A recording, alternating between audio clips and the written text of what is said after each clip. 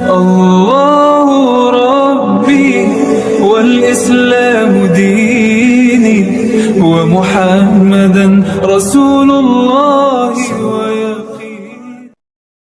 Bismillahirrahmanirrahim. Assalamualaikum warahmatullahi wabarakatuh.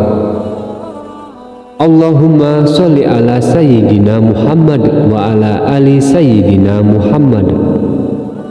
Sahabat beriman yang dirahmati Allah, dimanapun Anda berada, saya doakan semoga Anda diberikan kesehatan dan nikmat sehat, diberikan ketinggian derajat dan diangkat derajatnya oleh Allah Subhanahu wa Ta'ala, dibukakan pintu rezeki yang melimpah ruah dan berkah melimpah.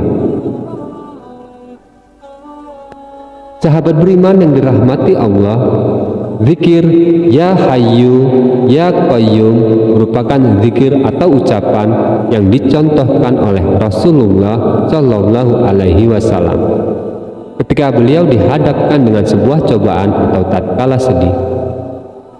Bacaan ini dapat diucapkan sebanyak 40 kali. Ibnu Qayyim Al-Jauziyah dalam kitab Al-Jawabul Ka'fi liman shala anid dawai syafi, sebagaimana dinukil Ustadz Sauki Abdillah Zain dalam buku Jurus-Jurus Langit Pengguyur Rezeki, turut menjelaskan mengenai makna Ya Hayyu Ya Qayyum. Ibnu Qayyim Al-Jauziyah mengatakan bahwa Ya Hayyu Ya Qayyum lebih dikenal sebagai Ismullahil A'zam. Ismullahil A'zam. Kalimat ini merupakan nama Allah Subhanahu wa Ta'ala yang paling agung di antara yang lainnya yang tercantum dalam Al-Quran.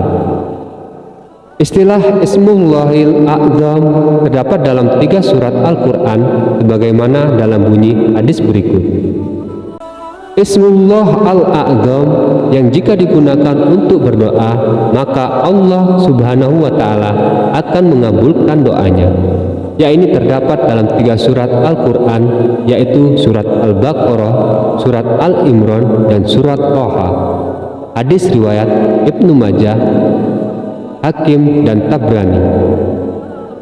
Sahabat beriman yang dirahmati Allah, Nabi Muhammad Sallallahu Alaihi Wasallam berpesan, siapa yang mengawali doanya dengan 2 kata agung ini, yaitu Ya Hayyu Ya Qayyum, maka doa yang kita panjatkan akan diterima dan diijabah oleh Allah Subhanahu wa Ta'ala. Sahabat beriman yang dirahmati Allah, dalam menjalani kehidupan ini, semua dari kita pasti memiliki cobaan masing-masing. Setiap cobaan yang kita hadapi adalah baik untuk kita, karena dengan cobaan tersebut kita bisa sadar diri untuk kembali kepada Allah. Karena bisa jadi jika hidup kita selalu mulus, kita lupa sama Allah, hingga pada akhir hidup kita Allah hinakan kita dengan cobaan yang sangat-sangat berat, bahkan dengan neraka yang kekal, karena selama hidup kita melupakan Allah Subhanahu wa Ta'ala. Na'udzubillahi min dzalik. Oleh karenanya, setiap cobaan yang datang kepada kita haruslah kita ambil sisi positifnya. Dengan cobaan ini kita bisa lebih dekat kepada Allah, kita bisa lebih sering berdoa kepada Allah, kita bisa lebih sering meminta kepada Allah Subhanahu wa Ta'ala. Sahabatku, ketika kalian sudah berdoa siang dan malam, tapi kalian merasa doa kalian belum dikabulkan oleh Allah, sehingga mulai muncul rasa lelah yang menyebabkan malas berdoa, ketahuilah sahabat, Allah itu sangat suka dengan hamba yang berdoa dan selalu minta kepadanya. Berbeda dengan teman baik Anda, kita itu makhluk manusia. Ketika kita berdoa minta sama Allah, jangan kita ada pikiran kalau kita lagi meminta sama makhluk, sehingga kita salah cara mintanya. Maksudnya bagaimana? Contoh, kalau Anda selalu meminta sama teman baik Anda, minta dan mengemis kepada teman baik Anda, walaupun itu teman baik Anda, pasti dia merasa marah dan kesal karena kita minta kepadanya. Maksudnya adalah cara kita meminta sama Allah adalah dengan terus meminta, dengan mengemis, bahkan dengan cara menangis meminta sama Allah. Ketika Allah belum mengabulkan doa kita, itu tandanya Allah sayang sama kita. Allah tidak mau doa kita berhenti. Allah ingin selalu mendengar cara kita meminta. Allah ingin mendengar tangisan kita dalam meminta, karena Allah Maha mengetahui kapan waktu yang tepat dan bagaimana cara Allah membantu meringankan beban kita. Yang Allah mau dari kita adalah kita selalu meminta, kita selalu berdoa, dan kita selalu ingat kepada Allah di waktu sedih ataupun di waktu senang. Jangan sampai kita hanya ingat Allah Subhanahu wa Ta'ala di waktu sedih saja, dan kita meninggalkan Allah di saat kita sedang bahagia.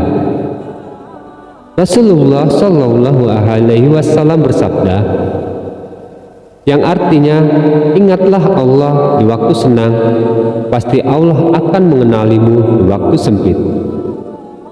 Sahabat beriman yang dirahmati Allah Subhanahu wa Ta'ala, pada video ini saya ingin memberikan dua lafaz agung yang jika kita berdoa menggunakan lafaz tersebut, Allah akan mengabulkan doa kita, asalkan kita selalu yakin bahwa doa kita pasti dikabulkan oleh Allah. Dua lafaz agung tersebut adalah Ya Hayyu, yang maha hidup dan maha kekal, dan Ya Qayyum, yang maha berdiri sendiri. Cara mengamalkan doa dua kata ini adalah dengan memulai berdoa menggunakan lafaz agung ini.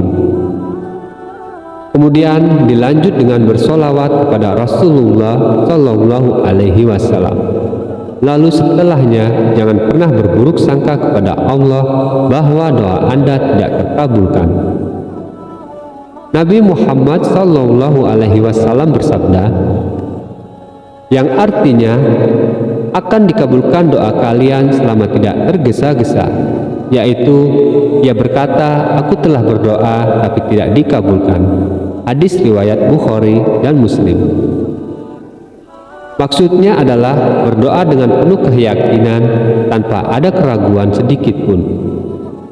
Karena jika kita ragu walaupun itu keraguan yang sangat sedikit, maka Allah tidak akan pernah mengabulkan doa kita. Semoga Allah kabulkan segala doa dan hajat kita. Allah mudahkan kita untuk bayar hutang, semua hutang-hutang kita Allah lunasi, dan Allah lindungi kita dari neraka, dan Allah masukkan kita ke dalam surganya. Amin, amin ya Rabbal Alamin. Sekian video dari saya yang bisa saya bagikan dan sampaikan. Jika ada kekurangan mohon maaf. Akhirul kalam, wabillahi taufiq wal hidayah. Assalamualaikum warahmatullahi wabarakatuh.